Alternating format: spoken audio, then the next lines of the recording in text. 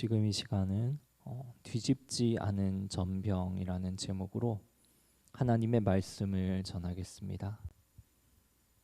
시를 먼저 두 편 읽어드리고 시작하려고 합니다. 몸에서 나간 길들이 돌아오지 않는다. 언제 나갔는데 벌써 내 주소를 잊었는가? 잃었는가? 그 길 따라 함께 떠난 더운 사랑들. 그러니까 내 몸은 그대 안에 들지 못했더랬구나. 내 마음, 그러니까 그대 몸 껴안지 못했더랬구나. 그대에게 가는 길에 철철 석유 뿌려놓고 내가 붙여댔던 불길들, 그 불의 길들, 그러니까 다 다른 곳으로 달려갔더랬구나. 연기만, 그러니까 매캐했던 것이구나. 이 문제의 시인의 시인데 마음의 지도라는 시입니다. 문학적 감수성이 풍부하신 분들은 무슨 말인지 이 시를 이제 듣고 나서 아시겠습니까? 좋아하는 사람이 있었는데 마음은 갔는데 몸은 마음과 같이 따라가지 못해서 몸은 그냥 이 자리에 머물렀는데 무엇입니까? 몸에서 나간 길들이 돌아오지 않는다는 것입니다. 여기서 몸에서 나간 길은 마음을 뜻하는데 마음이 몸과 같이 있는 것이 아니고 몸에서 나가버려서 길을 내고 나가버렸다는 겁니다. 근데 이제 그 마음이 돌아오지 않는다는 것이죠. 왜 그때 그 사랑이 이루어지지 않았나 돌아보니까 그것은 내 마음만 같이 내 몸이 그렇게 행동으로 그 사람에게 표현을 해주지 못했기 때문에 내 사랑은 불꽃으로 타오르지 못하고 석유를 길에 막 뿌린 것처럼 연기만 매캐하게 났구나 하고 시인이 이렇게 한탄하는 것입니다. 저는 이 시를 설교를 준비하면서 찾아보면서 굉장한 통찰이 여기에 있다고 이렇게 생각을 했습니다. 몸에서 마음이 떠나게 되면 이 시인이 말하는 것처럼 연기만 매캐하게 난다는 이 구절이 이렇게 너무나 묘미가 있는 그런 구절처럼 생각이 되었습니다. 혹시나 여러분들 중에 이렇게 지친 마음에 이 시를 듣고 이 첫사랑의 기억이 다시금 그 저 마음 한구석에서 간질하게 올라오시는 분들이 없었으면 좋겠습니다. 괜히 예전에 만났던 교회 오빠 생각나셔서 오늘 밤에 갑자기 또 이렇게 전화하시면 안 됩니다. 전화하셔서 뭐 이렇게 시의 내용처럼 그때 막 연기만 매캐하고 너를 향해서 불꽃을 태우지 못했던 것은 마음만 가고 내 행동이 못 가서야 이러면 어떻게 됩니까? 새로운 사랑의 불꽃이 불타오를 것 같습니까? 아닙니다. 새로운 사랑의 불꽃이 불타오르는 것이 아니고 무엇이 우리를 기다립니까? 와이프의 불꽃 같은 뺨따구가 우리를 기다릴 수 있기 때문에 여러분 절대 그 첫사랑에게 연락하지 마시기 바랍니다. 이 문제의 시인이라는 이분은 사람의 마음에 관해서 굉장히 고민을 많이 했던 것 같습니다. 아까 읽어드린 시가 마음의 지도라는 시였는데 마음의 오지라는 시도 이 시인이 이렇게 기록을 했습니다. 제가 길기 때문에 반틈만 읽어드리겠습니다. 그림자 길어져 지구 너머로 덮이다가 일순 어둠이 된다. 초승달 아래 나 혼자 남아 내 안을 들여다보는데 마음 밖으로 나간 마음들 돌아오지 않는다. 내 안에 또 다른 나였던 마음들 아침은 멀리 있고 나는 내가 그립다. 무슨 말입니까? 나에게서 마음이 나갔는데 나는 여기 있지만 나의 일부였던 마음이 없기 때문에 나는 내가 아니어서 내가 너무나 그립다고 하는 이 시인의 표현입니다. 오늘은 여러분들과 함께 마음에 관해서 오늘 설교 중에 나누어 보고 싶습니다. 시에서 시인이 계속해서 떠나버린 마음, 나가버린 마음을 이야기하는데 이것은 사실 오늘 설교와도 연관이 있습니다. 오늘 호세아 성경을 저희가 계속해서 보고 있는데 호세아 성경이 무엇을 말하고 있습니까? 하나님을 향해서 마음이 떠나버린 그 이스라엘 백성들의 상태를 고발하고 있는 것이 바로 호세아 성경입니다. 그래서 오늘 하나님께서는 떠나버린 이스라엘의 마음을 세 가지 비유적인 이미지를 통해서 말씀하십니다. 오늘 이 세 가지를 여러분들과 함께 나누어 보고 싶습니다. 첫 번째 이미지는 무엇이냐 하면 8절에 나오는 뒤집지 않은 전병입니다. 우리 함께 8절을 다시 한 번 더 읽어보겠습니다. 시작. 에브라임이 여러 민족 가운데에 혼합되니 그는 곧 뒤집지 않은 전병이로다. 왜 하나님께서는 이스라엘을 향해서 뒤집지 않은 전병이라고 말씀하실까요? 두 가지 이유가 있습니다. 왜냐하면 오늘 8절에 보시면 에브라임이 여러 민족 가운데 혼합되니라고 이렇게 기록이 되어 있습니다. 첫 번째 이유는 그들이 혼합되었기 때문입니다. 하나님의 백성, 제사장 나라라는 이스라엘의 독특한 고유성이 다른 이방 민족과 혼합되면서 사라져 버렸습니다. 전병, 그러니까 빵을 만들 때 밀가루와 기름과 물을 이렇게 섞어 버리듯이 이스라엘 또한 어떠합니까? 이방 민족과 섞여 버렸습니다. 9절에서는 그래서 이렇게 고백을 합니다. 이방인들이 그의 힘을 삼켰으나 알지 못하고 백발이 무성할지라도 알지 못하는도다. 그들과 섞여버린 이방 민족들은 무엇을 먹어치웁니까? 이스라엘의 힘을 먹어치우고 삼키기 시작합니다. 농업에서의 그 수확물과 경제적인 부를 먹어치웁니다. 하지만 이스라엘은 애굽과 앗수르를 의지하는 그 행위가 자신들의 삶을 갉아먹는 그런 행위인 것을 깨닫지 못합니다. 백발이 무성할지라도 꽤 오랜 기간이 지날지라도 그것을 결코 깨닫지 못합니다. 하나님께서 두 번째 이스라엘에게 뒤집지 않은 전병이라고 말씀하시는 이유가 무엇입니까? 두 번째 이유는 바로 뒤집지 않은 이라는 이 표현을 살펴보면 알 수 있습니다. 저희가 집에서 계란 후라이를 할 때를 생각하면 이해하시기 쉬울 것 같습니다. 계란을 구울 때 뒤집지 않고 한 면만 계속해서 구우면 어떻게 됩니까? 노른자도 터뜨리지 않았다면 노른자는 익지 않고 바닥은 이렇게 눌러붙고 심한 경우에는 놔두고 설거지를 하거나 다른 일을 하다 보면 밑에 부분이 타기도 합니다. 그러니까 뒤집지 않은 전병을 통해서 말하고 싶은 것이 무엇입니까? 앞과 뒤의 온도가 다르다는 것을 오늘 말하고 싶은 것입니다. 전병이라고 표현한 이 빵은 무엇이냐면 화덕 벽에 붙여서 굽는 납작한 빵을 말합니다. 그러니까 후라이팬 같은 곳에 굽는 것일 수도 있지만 사실 무엇입니까? 이스라엘의 그 둥근 화덕에서 벽에 붙여서 그 화덕의 열기로 그 연기와 직화로 이렇게 찧어지는 그 열기로 구워내는 빵을 말하는 것입니다. 한번 생각해 보십시오. 화덕에서 불 바로 옆에서 이렇게 구워지고 있는데 뒤집지 않고 계속 놔두면 어떻게 됩니까? 불길이 닿는 면은 계속해서 그 열기가 닿아서 익는 차원을 넘어서 과다하게 익어버리면 타게 됩니다.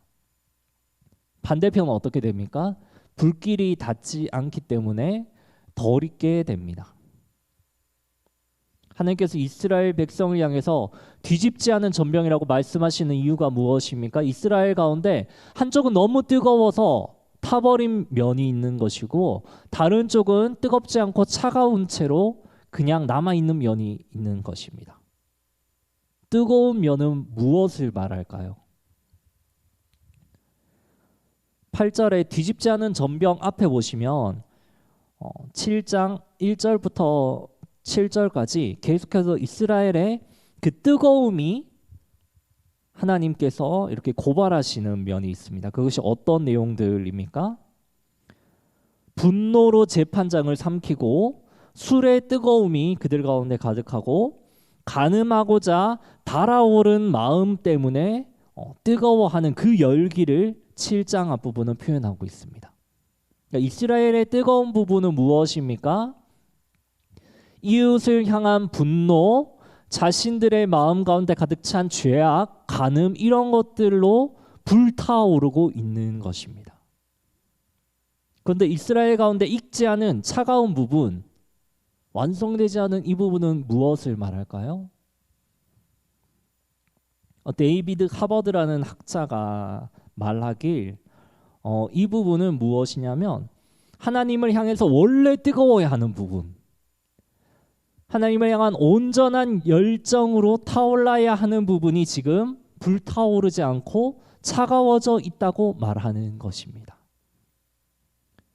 여호와 앞에 뜨겁게 헌신해야 하는 제사장 나라로서의 그 정체성이 이스라엘인데, 사실 이스라엘은 지금 무엇입니까? 하나님을 향해 타올라야 하는 그 뜨거운 마음들이 식어져 있습니다. 그들의 헌신과 열정이 너무나 차가워져 있고 덜 익어져 있습니다. 그것을 하나님께서는 뒤집지 않은 전병이라는 이 표현을 통해서 말씀하시는 것입니다. 여러분, 우리는 어떻습니까? 하나님 앞에 뜨겁게 헌신을 해야 하는 우리의 자세는 여전히 뜨겁습니까? 아니면 이 코로나라는 상황을 핑계 대면서 하나님 앞에 드려야 할 뜨거운 열정과 헌신들이 어느새 차가워져 있지는 않습니까? 오히려 이스라엘 백성들처럼 뜨겁지 않아도 되는 다른 쪽으로 분노를 불태우며 이웃을 향해서 그 뜨거움을 표출하고 있지는 않습니까? 하나님께서 두 번째 이스라엘을 향해서 말씀하시는 비유의 표현은 어리석은 비둘기입니다. 이것은 11절에 나와 있습니다. 우리 한 번 더 11절을 아까 읽었지만 함께 한번 읽어보겠습니다. 시작. 에브라임은 어리석은 비둘기 같이 지혜가 없어서 애굽을 향하여 부르짖으며 아수르로 가는도다. 이 어리석은 비둘기에 관해서 핵심 단어는 무엇이냐면 바로 그 다음에 나오는 지혜가 없어서입니다. 사실 이 지혜라는 것은 의미를 살린 번역이고, 히브리어 원어를 보시면 지혜가 아니라 사실은 마음이라는 단어로 표현이 되어 있습니다. 마음이라는 것이 판단력을 의미하는 그 표현도 되기 때문에 지혜가 없다로 번역할 수도 있고 마음이 없다라고 표현할 수가 있습니다. 호세아는 두 가지 모두를 염두에 두고 이 단어를 사용한 것 같습니다. 그렇다면 마음이 없다고 하는데 이 마음이 의미하는 것은 사실 무엇입니까? 마음을 담아낸다는 것은 하나님 앞에 온전한 헌신을 의미하는 것입니다. 그런데 이스라엘은 그 자신들의 마음을 온전히 하나님을 섬기는데 담아내지 못했습니다. 그 이스라엘의 그 부족한 모습은 14절에 기록이 되어 있습니다. 14절을 제가 읽어드립니다. 성심으로 나를 부르지 아니하며 오직 침상에서 슬피 부르짖으며 곡식과 새 포도주로 말미암아 모이며 나를 거역하는도다. 여기서 성심으로 나를 부르지도 않았다고 하는데 이 부분이 마음을 다해서 부르지 않았다라고 원어에 되어 있습니다. 그러니까 이스라엘 하나님을 부르기는 부르는데 어떻게 부르는 것입니까? 마음으로 하나님을 부르지 않습니다. 어디서 하나님을 부릅니까? 침상에서 하나님을 부를 뿐입니다. 여기서 슬피 부르짖으며라고 되어 있는데 원어를 보시면 슬피가 없습니다. 그냥 부르짖는 소리를 내는 겁니다. 마음으로 하나님 앞에 부르짖지 않고 침상에서 그저 부르짖는 소리가 들리는 것처럼 흉내를 내는 것뿐입니다.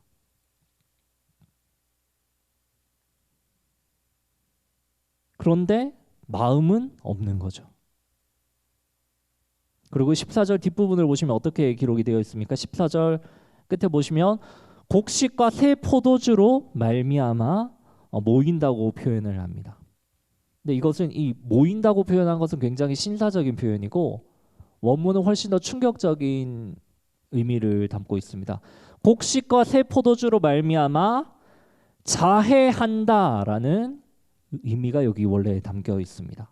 학자들은 오히려 자해한다라는 이 주장이 더 맞다고 이렇게 주장하는 분들이 있습니다. 바알과 아세라 선지자들이 엘리야와 대결을 할 때 바알 선지자들이 어떻게 합니까? 자기들의 신에게서 응답을 받기 위해서 자기의 몸에 상처를 냅니다. 그러니까 이것은 무엇입니까? 이방 신들을 섬기는 풍습입니다. 근데 이스라엘은 어떻게 합니까? 곡식과 새 포도주 때문에, 그러니까 물질적 이익을 얻기 위해서 자신들을 자해합니다. 예레미야 41장과 47장에서도 자기의 몸을 베는 사람들의 이야기가 등장합니다. 이것이 하나님의 방법일까요? 하나님은 신명기 14장 1절에서 너희는 자기 몸을 자해하지 말며라고 기록을 합니다. 그러니까 하나님의 방법은 몸에 상처를 내면서 하나님을 섬기는 그런 방법이 아닌데, 이방 신들의 방법인데, 이스라엘은 무엇입니까? 자신들의 풍성함을 위해서 곡식과 새 포도주가 우리 가운데 더 많이 모이게 하기 위해서 어떻게 합니까? 자기의 몸에 상처를 냅니다. 이방 신들의 방법을 가져옵니다. 왜 그렇습니까? 하나님과 다른 신들이 똑같다고 생각하는 것이죠. 물질 때문에 내가 자해를 하면 곡식과 새 포도주가 나에게 보장된다고 생각을 합니다. 하나님을 섬기는 척만 하지 종교적인 형식만 남아있지 마음이 없는 것입니다. 그러니까 무엇입니까? 앞서 시인이 표현한 것처럼 마음을 몸에서 나간 길이라고 표현을 했습니다. 이스라엘은 몸은 예배의 자리, 제사의 자리에 있지만 마음은 어디에 있습니까? 곡식과 새 포도주에 있습니다. 그러니까 마음이 몸에서 나가버렸기 때문에 돌아오지 않는 것이죠. 이들의 마음은 어디를 향하고 있습니까? 호세아 4장 11절에 보시면 음행과 묵은 포도주와 새 포도주가 마음을 빼앗느니라 라고 기록을 합니다. 이미 마음을 음행과 포도주와 새 포도주에 빼앗겨 버렸기 때문에 하나님 앞에 갈 마음이 남아 있습니까? 남아 있지 않은 거죠. 그럼 마음이 없는 이제 비둘기, 어리석은 비둘기, 지혜도 없고 마음도 없는 어리석은 비둘기는 어떻게 합니까? 하나님을 배반하고 날아가 버립니다. 나약하던 자신들을 힘있게 연습시키고 단련시킨 그 하나님을 배반하고 떠납니다. 15절에 내가 그들의 팔을 연습시켜 힘있게 하였으나 그들은 내게 대하여 악을 꾀하는도다. 자신을 구원하고 연습시키고 도와준 하나님에 대해서 어떻게 합니까? 배반해버리고 악을 오히려 행하는 것입니다. 하나님의 입장에서는 하나님이 기대하신 그 아무런 호의의 표현을 받지 못하고 오히려 배반을 당했습니다. 이렇기 때문에 하나님께서는 이스라엘을, 에브라임으로 대표되는 북이스라엘을 마지막으로 속이는 활의 이미지로 제시하십니다. 이 속이는 활은 우리가 아까 읽었던 마지막 구절 16절에 나와 있습니다. 16절을 다시 한번 함께 읽어보겠습니다. 시작. 그들은 돌아오나 높으신 자에게 돌아오지 아니하니 속이는 활과 같으며 그들의 지도자들은 그 혀의 거친 말로 말미암아 칼에 엎드려지리니 이것이 애굽 땅에서 조롱거리가 되리라. 속이는 활이 여러분 무엇일까요? 한글 성경으로 읽으면 이게 어떤 의미인지 한 번에 이해가 잘 되지 않을 수도 있습니다. 쉽게 말하면 진짜 활인 것처럼 속이는 별 볼 일 없는 가짜 활을 의미합니다. 진짜 활은 어떻습니까? 활시위를 당겨서 화살을 쏘면 화살이 멀리 나가야 합니다. 그런데 뭐가 있냐면 겉으로 보기에는 번지르르한 진짜 활처럼 생긴 가짜 활이 있습니다. 근데 이 활은 문제점이 있습니다. 만약에 활이 이렇게 활 시위 줄 부분이 있고 나무 부분이 있지 않습니까? 나무 부분을 이제 활대라고 하는데, 이렇게 궁수가 활을 잡고 이렇게 활 시위를 당기면 이 나무가 이렇게 휘어지지 않습니까? 근데 이제 휘어지다가 나무가 이제 뒤틀리는 경우가 발생할 수 있습니다. 그렇게 되면 어떻게 됩니까? 장력을 받던 그 나무가 뒤틀려서 오히려 활을 쏘려가는 궁수 자신에게 피해를 입힐 수가 있습니다. 또 어떤 경우가 있습니까? 활 시위가 팽팽해야 이렇게 당겨서 쏘면 멀리 날아가겠죠. 근데 전쟁의 위급한 순간입니다. 궁수가 활을 가지고 갔는데 자신의 시위를 당겼습니다. 내 앞에는 또 다른 궁수가 나를 향해 화살을 쏘려고 합니다. 내가 먼저 쏘지 않으면 죽습니다. 그런데 당겨보니까 어떻습니까? 시위가 너무나 느슨한 겁니다. 어떻게 될까요? 자신의 목숨이 위험해지겠죠. 이 겁만 번지르르한 활이 무엇입니까? 바로 속이는 활입니다. 그런데 지금 이스라엘이 하고 있는 행동이 너무 이 속이는 활과 비슷한 겁니다. 말로는 무엇입니까? 화살처럼 쭉쭉 잘 나갈 것처럼 보입니다. 하나님, 우리가 회개할게요. 하나님 앞에 돌아갈게요. 하는 것처럼 보입니다. 그런데 사실 이들이 고백하는 이 회개는 어떤 것이었습니까? 거짓 회개였다는 것입니다. 호세아 6장 1절에 오라 우리가 여호와께로 돌아가자. 여호와께서 우리를 찢으셨으나 도로 낫게 하실 것이요 우리를 치셨으나 싸매어 주실 것임이라. 굉장한 회개처럼 보이죠. 하지만 6장 4절에 가면 하나님이 이 회개하는 이스라엘을 탓하십니다. 꾸짖으십니다. 왜 그렇습니까? 이들의 회개는 거짓이고 이들은 속이는 활처럼 지금 거짓 회개를 하고 있는 것입니다. 침상에서만 회개하는 것입니다. 시편 78편 56절에도 이 속이는 활이 등장합니다. 그들의 조상들 같이 배반하고 거짓을 행하여 속이는 활같이 빗나가서라고 기록이 되어 있습니다. 그러니까 속이는 활의 이미지는 무엇입니까?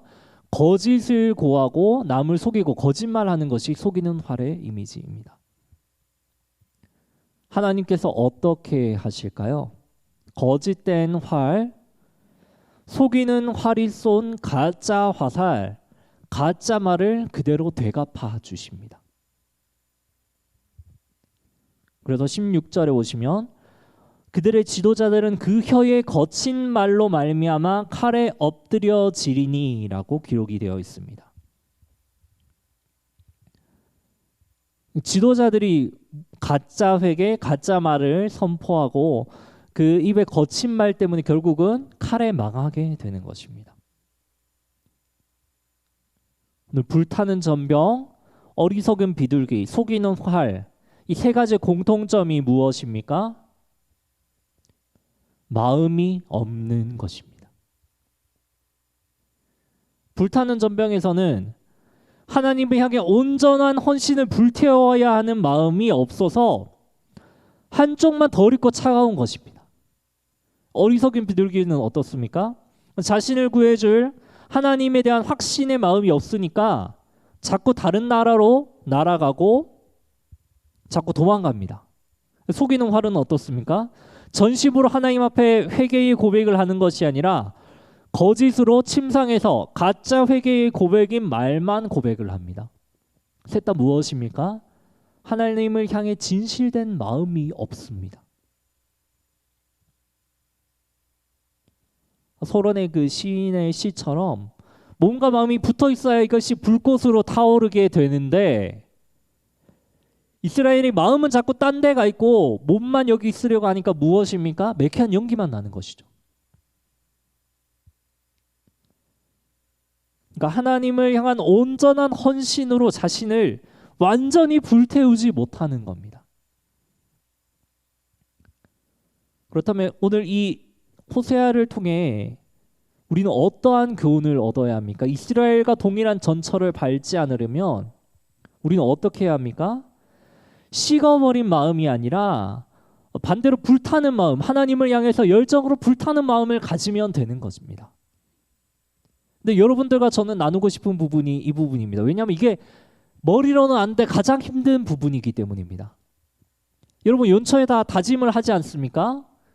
내가 올해는 하나님을 위해서 열심히 섬겨야지, 내가 성경을 통독을 해야지, 내가 새벽기도 자리를 쉬지 않고 채워야지, 하나님 앞에서 끊임없는 신앙의 결단을 새해마다 합니다. 근데 연말 되면 어떻습니까? 그것이 잘 지켜집니까? 잘 안 되는 겁니다. 우리는 끊임없이 하나님 앞에서 새롭게 우리의 마음을 불태우고 새롭게 하려고 하나님을 온전히 섬기려고 결단하지만 잘 안 되는 거죠. 그러면 우리 어떻게 해야 합니까? 어떻게 주님 앞에 불태우는 마음이 끊기지 않고 온전한 헌신을 할 수 있는 거죠? 결론부터 말씀드리면 나의 불이 아닌 위로부터 내리는 불을 기다려야 한다는 것입니다. 제가 전병 이야기를 하면서 자꾸 불타는 이야기를 하고 있는데 목사님들 중에 불꽃으로 가장 유명한 목사님이 누구냐면 이제 김남준 목사님입니다. 지금은 이제 나이가 좀 있으신데 젊을 때 이제 책을 불꽃 시리즈로 이제 책을 막 쓰셨습니다. 제가 책 제목을 읽어드리겠습니다. 목회자는 불꽃처럼 타올라야 한다. 그 다음에 쓰신 책이 성도는 불꽃처럼 타올라야 한다. 그 다음에는 하나님 나라 백성은 불꽃처럼 타올라야 한다. 불꽃을 굉장히 좋아하시는 분이신 것 같습니다. 근데 이 김남준 목사님이 목회자는 불꽃처럼 타올라야 한다라는 이 책에서 예레미야 1장을 언급합니다. 1장 12절에서 13절에 이렇게 기록이 되어 있습니다. 무릇 지나가는 자여 너희에게는 관계가 없는가? 내게 임한 근심 같은 근심이 있는가? 볼지어다 여호와께서 진노하신 날에 나를 괴롭게 하신 것이로다. 위에서부터 나의 골수에 불을 보내어 이기게 하시고. 예레미야가 예레미야 애가에서 말하는 것이 무엇입니까? 하나님을 거부하는 이 답답한 현실을 보고 이 선지자는 너무나 근심을 하는데 남들은 그런 동일한 근심이 없는 것입니다. 그때 무엇을 말합니까? 이 선지자의 고백입니다. 골수에서부터 나의 골수에서부터 하나님이 위에서부터 보내신 불이 있기 때문에 나는 현실이 너무나 괴롭지만 그 불꽃 때문에 나는 이기게 된다는 것입니다. 하나님이 나를 이기게 하신다는 것입니다. 이 책의 한 구절을 김남주 목사님이 쓰신 이 책의 한 구절을 인용하겠습니다.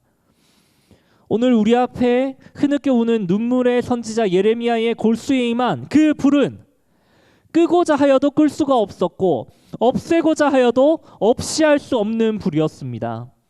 마음속에서 타오르는 그 불은 처음에는 아주 작은 불꽃이었으나 그 불꽃은 횃불이 되고 횃불은 이웃고 타오르는 불기둥이 되어 그의 마음을 사르고 심령을 태우고 골수에까지 사무쳤습니다.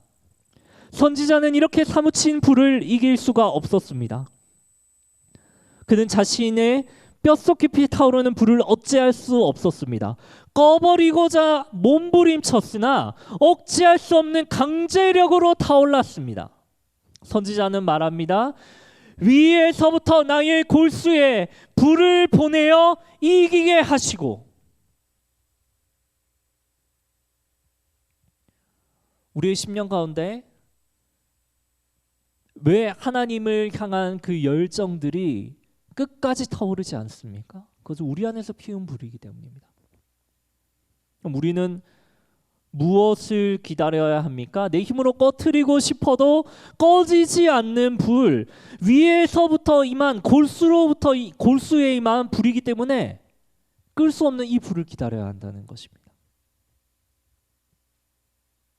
김남주 목사님은 그래서 이 책에서 설교자는 불꽃처럼 타올라야 한다고 말씀하시면서 하나님의 말씀을 대원하는 말씀의 대언자들이 이런 골수에 타오르는 그런 불이 있어야 한다고 말씀하십니다.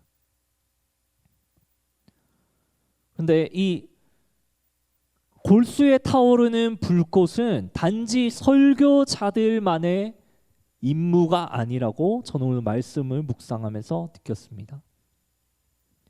설교자들만의 것이라면 평신도는 불꽃처럼 타올라야 한다, 하나님의 백성 불꽃처럼 타올라야 한다라는 그 다음 책을 쓰시지 않으셨겠죠. 예레미야 선지자에게 이 말씀을 주셨습니다. 선지자는 오늘날 우리가 없지만 하나님께서는 어떻게 하셨습니까? 오늘날 현실을 살아가는 주님의 제자들인 교회를 통하여 그 선지자적 사명을 감당하도록 하셨습니다. 누가 교회입니까, 여러분? 우리가 교회 아닙니까? 우리가 이 예레미야처럼 자신의 어려운 현실을 보고 애통하지만 하나님께 받은 그 불을 가지고 현실을 이기며 나아갔던 예레미야처럼 우리도 그 선지자적 사명을 감당해야 하는 것이 아닙니까? 골수에 임한 불타는 마음은 그래서 사실 설교자들만이 아니라 주님의 제자들 모두에게 향한 말씀입니다. 성도는 불꽃처럼 불타올라야 한다. 하나님의 백성은 불꽃처럼 불타올라야 한다.